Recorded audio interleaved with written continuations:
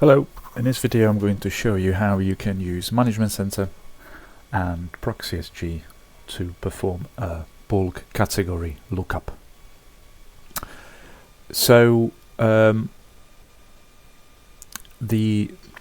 ProxySG has got a CLI command that enables you to do the category lookup. There's no limit as to how many calls you can make, or how many URLs you can have in a file. So what I am talking about here is the console of my proxy. Let's just hit enter 3 times, go to command line, enable mode, enable password, and then you go to conf mode, okay, and then you go to content filter, and then you do test, and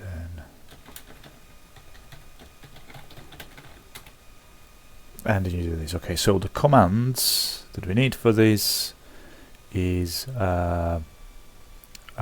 test space and then your URL, right? So the schema, followed by the FQDN. And when we go back here in the response, we can see that we've got number of categories, we've got the policy category. So these are, so basically there's this particular proxy has got this particular URL in any category that is defined in a policy. The answer is no, because in this dictionary, in this key value pair that I get back, the response is none. Also, this URL is not defined in any local database on the proxy, right? However, this does have a category in the Blueco web filter, and that category is search engines and portals. And this is a new addition to the categorization engine on the ProxySG. You now get category groups as well, and that group is this: business related, information related. Now, the Management Center allows you to execute scripts against any target or ProxySG device that is managed on the Management Center. The Management Center scripts are basically command line, commands that you can run on the proxy, which means that we could mimic these. We could enter these, commands into Management Center and execute them as a script against any proxy on the estate. So if I now jump into Management Center, I've got here this script, bulk URL category checker of type ProxySG, and inside that I've got content filter, and I've got these commands. Now, important thing to mention that every Management Center script starts already in conf mode. So that's why this script doesn't include the conf because I start there by default. So I just have to do content filter to go to this content filter, mode here, config content filter, and then my test. Both test and test URL works, by the way, as you can see here. I'm going to show you that test dash URL works as well as just test. This is important, I guess, if you ever want to run any script where you, let's say, want to run some show command that you don't run in a conf mode, then you would have to do exit first, right, to get out into the enable mode. Okay, now this is all great, so I can show you what this looks like now. I'm going to execute it against this target, this ProxySG. I'm going to get back, I'm going to get something like this back, which looks exactly like what you get in the command line on the proxy. Right, so you get the testing URL is this, these are the categories, the groups, and then I've got the second one, which is Google, and the third one, which is example.com, and the fourth one, and so on, so on, so on. You can have, you could have hundreds here or thousands. One thing to be mindful of, you probably don't want to be running this on a production box, because everything requires resources on the proxy. You ideally want to run this on a dev box, non-prod, test box, where you can't impact the live, traffic by doing now category lookup on a proxy on thousands of URLs. So this is great. You can do this. It's very easily done. But the problem is that if you want to run this on different URLs, you need to again log into Management Center. You have to have the right role on the Management Center to get the read-write access to update these version controls. Get there might be cab change involved here and approval, right? And then when you run this, you kind of get this file that is not like structured very well. It's not a CSV, right? It's all a bit like messy. So what you then need to do is some a spreadsheet or Notepad++ magic to sort of like format this in a way where you end up with columns and rows that have got the heading for the URL, the heading for the policy, heading for local, and heading for blue code to list all of the categories. So you could take this further and you could automate this. So Management Center comes with API, with REST API. The documentation is on the Management Center itself. I just need to remember what my credentials were.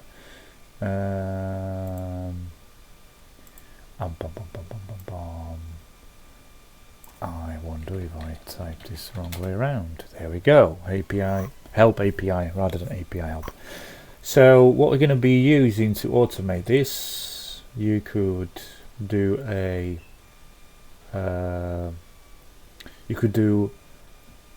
I'm trying to find it where the call is. You could do a post call to update the content. I'm looking at the wrong thing. Scripts, content. So this is the endpoint. Script, get the UUID of the script, content, and you can post to it.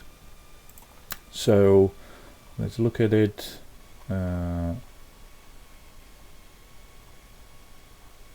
This is the one.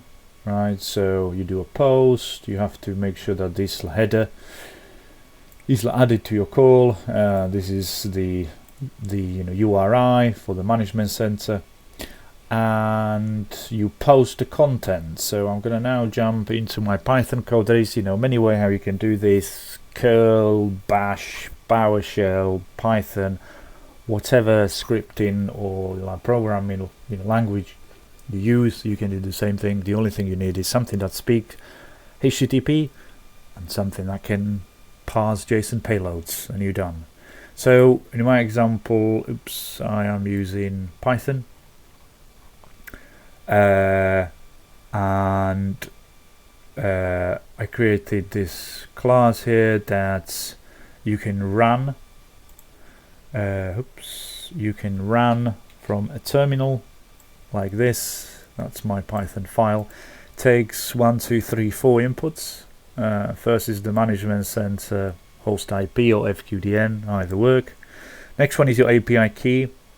This you can't use my API key. This only works in my internal lab or on my Management Center.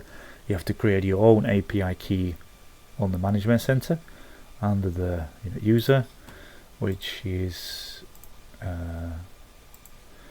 if we go to users and then we go edit user, and here you have generate API token.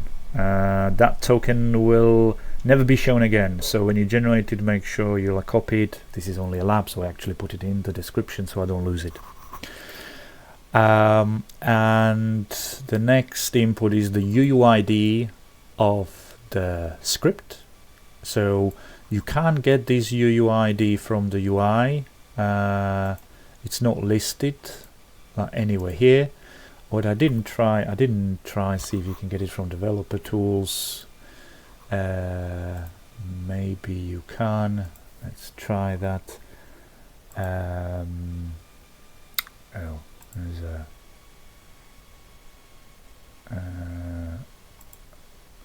I just go through. We're not interested in the JS and stuff. Is it somewhere here? If it isn't, I'll show you how you can get it. Will it be this? No. Yeah, it probably isn't here. it's obfuscated somehow. So what you have to do, you use another API endpoint so you do /script so you do a get on just /script, you get all of them and then you find yours, right? So that UUID stays same, by the way, unless you of course delete this script and you recreate new one, it will get a new UUID. So in my case, I found out that the UUID is this, calling the get on / script endpoint, and I am now passing that as an input into my Python code. And the last thing is of course a urls.txt file, which is here. It is a list here. I can add all of the URLs here, so let's add one more. I'm gonna add what I don't have there yet, YouTube, I don't know, www.amazon.com, and I'm going to run this now. So right now I've got lots of sort of debug output here in the code, so I can see what is happening. If I now jump in here and I update this object, as you can see, I have now got www.amazon.com here as well, right? So the first part that the script does, it takes this input and calls that scripts like content, this endpoint on your management center, and I've got a little parser here for the URLs, and it basically I just want to show you what that payload looks like. So I run a little loop here where I kind of I take each one of the URLs from the list and I kind of add them to the like content key value pair here, because you are posting a JSON file, right? So you have to have, I found out from testing that the two minimum keys in the dictionary or in the in JSON payload is the content, which is the test URLs which I get from the file, and the second one is for version controls on management center. Every time you make a change you need to add that. So here I have added this nice string here that has got the time and the URL. So if I jump to management center and I look at version controls, I get this, right? I get this nice comment here that shows me when I did it. There's a timestamp, right, of exactly when the API call took place and the URLs that I have added. And then I run that, I make that call here, and I print out the output. Now this is only part of the solution. The other bit that we then of course need to do, we need to then pass the output, right? So at this point I could, I guess, go into job history in Management Center. I could open this, I could then go here, click on this eye, and I could download this from here. But again, this is not very nicely formatted for me just to put it into a spreadsheet, right? So what I need to do next, I need to make another API call where I'm going to actually call a job to execute, because you can't download the content from scripts. They don't have UUID. If you run a script ad hoc, it does show in a job history. It does show here. It doesn't have any UUID. Because it doesn't have UUID, you can't then use another endpoint here to grab the results via API. So what you have to actually do, you have to put that script into a job.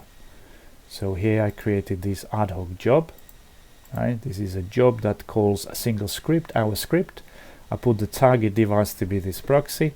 So what the API calls, it doesn't actually execute this, it doesn't run this execute script, it executes a job.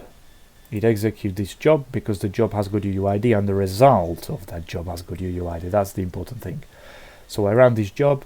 Once the job ran, I then grab the result of that job and the result is I create this output CSV file in the same folder where I ran the script from, and it looks like this. If I now, of course, if I now open that in a spreadsheet, I get a very nice table with columns and rows, 4 different columns, and as many rows as there are URLs, right? So it looks like this. There's 1 URL per line, and the results are here. I am still working on parsing the category group, but the current version of the script basically gives you this. This is always going to be empty for now. And I will post this video and the code into a Confluence page for people to try it. And that concludes this demo. Thank you very much.